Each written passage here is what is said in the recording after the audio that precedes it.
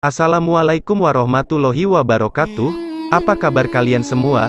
Semoga selalu mendapatkan rahmat Allah serta lindungannya, dan jangan lupa untuk selalu mendukung channel ini agar terus berkembang lebih baik, dengan cara like, komen dan subscribe. Selamat menyaksikan.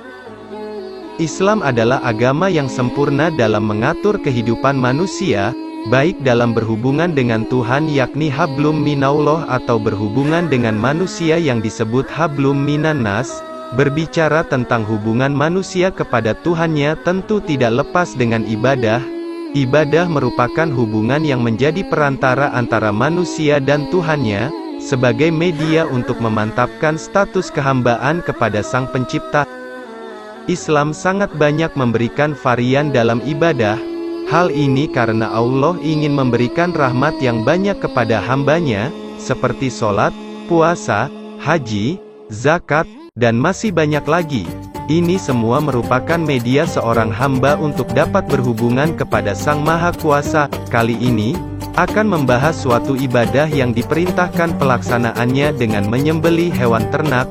Perintah menyembelih terdapat dalam Al-Quran, Surat Al-Kautsar ayat kedua. Sholatlah karena Tuhanmu, dan berkurbanlah. Tentu ada dua nama ibadah yang sangat tepat untuk dibahas dalam penyembelihan hewan.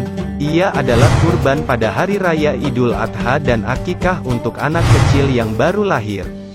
Kurban dan akikah merupakan ibadah yang perintahnya menyembelih hewan ternak. Sementara, karena masing-masing memiliki persamaan, tentu juga memiliki perbedaan, yang insya Allah akan dijelaskan sesaat lagi. Sisi persamaan. Dalam mazhab Syafi'iyah, kurban dan akikah memiliki status hukum yang sama, yakni sunnah muakkadah yang berarti, sunnah yang sangat dianjurkan, terkecuali jika seseorang bernazar maka hukum kurban maupun akikah naik, menjadi wajib. Kurban merupakan ibadah dengan menyembelih hewan ternak, seperti sapi, kambing, dan unta yang kemudian dibagikan kepada orang fakir miskin. Tetapi syariat tidak main-main dalam menjaga kualitas kelayakan hewan kurban, ada beberapa syarat yang harus dipenuhi. Syarat ini juga berlaku pada akikah. Pertama, kurban hewan tidak boleh salah satu matanya buta, meskipun syarat ini kedengarannya tidak ada hubungannya dengan daging kurban, tetapi perlu diingat bahwa kurban ini sebenarnya ibadah yang diperuntukkan kepada Allah, tentunya Allah hanya menerima sesuatu yang baik. Allah adalah zat yang baik, tidak menerima sesuatu kecuali yang baik. 2. Hewan tidak boleh pincang salah satu kakinya, seandainya hewan pincang terjadi ketika akan disembelih, yaitu ketika dirubuhkan maka ia tetap tidak boleh dijadikan kurban.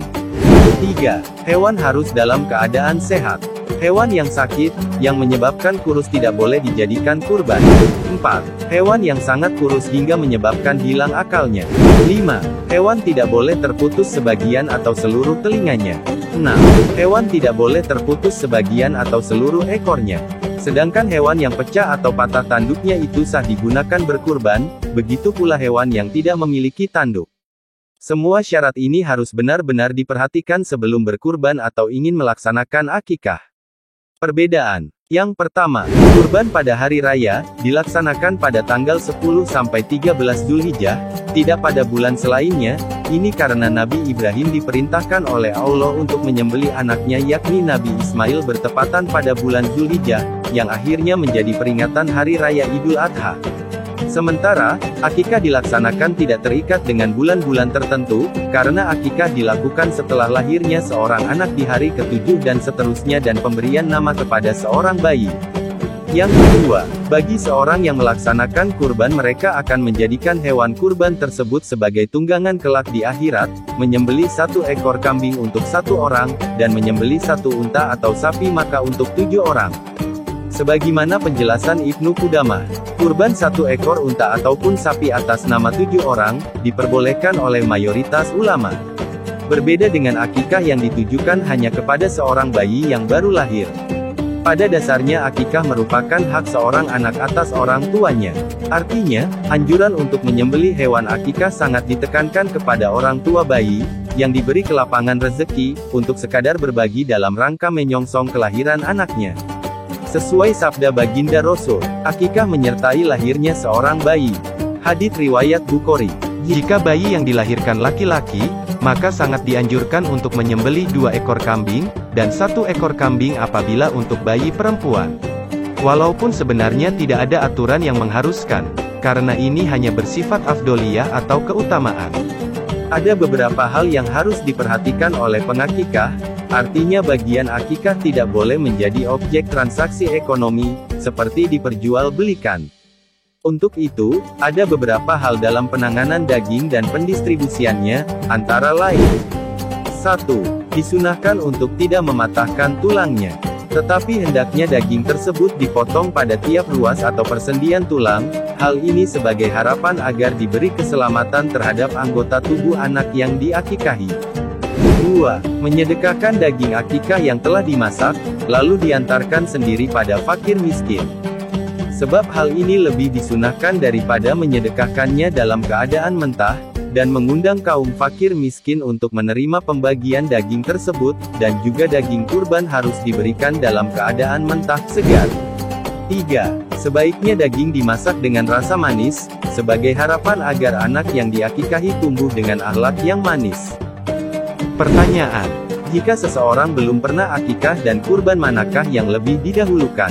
Dari beberapa pendapat ulama, seseorang sebaiknya melakukan kurban terlebih dahulu jika ia bertepatan mendekati Hari Raya Idul Adha, maka mendahulukan kurban adalah lebih baik daripada melaksanakan akikah. Ada baiknya pula apabila seseorang mampu melaksanakan kedua-duanya. Dikutip dari pendapat Imam Romli yang membolehkan 2 niat dalam menyembelih seekor hewan, yakni niat kurban dan akikah sekaligus. Referensi terdapat pada kitab Tausih karya Syekh Nawawi Al-Banteni. Ibnu Hajar berkata bahwa seandainya ada seseorang menginginkan dengan 1 kambing untuk kurban dan akikah, maka hal ini tidak cukup. Berbeda dengan Imam Romli yang mengatakan bahwa apabila seseorang berniat dengan 1 kambing yang disembelih untuk kurban dan akikah, maka kedua-duanya dapat terrealisasi. Konsekuensi yang mungkin kontradiktif dari pendapat Imam Romli ini adalah dalam pembagian dagingnya, mengingat daging kurban lebih afdal dibagikan dalam kondisi belum dimasak, sementara akikah dibagikan dalam kondisi siap saji. Problem ini tentunya tidak perlu dipermasalahkan karena cara pembagian tersebut bukanlah termasuk hal yang substantif. Kedua cara pembagian daging tersebut adalah demi meraih keutamaan, bukan menyangkut keabsahan ibadah. Kesimpulannya, seseorang boleh memilih sesuai kondisi masing-masing. Jika ingin melaksanakan kurban terlebih dahulu maka diperbolehkan, karena keabsahannya kurban tidak tergantung terhadap akikah, begitu juga sebaliknya. Demikianlah ulasan seputar akikah dan kurban.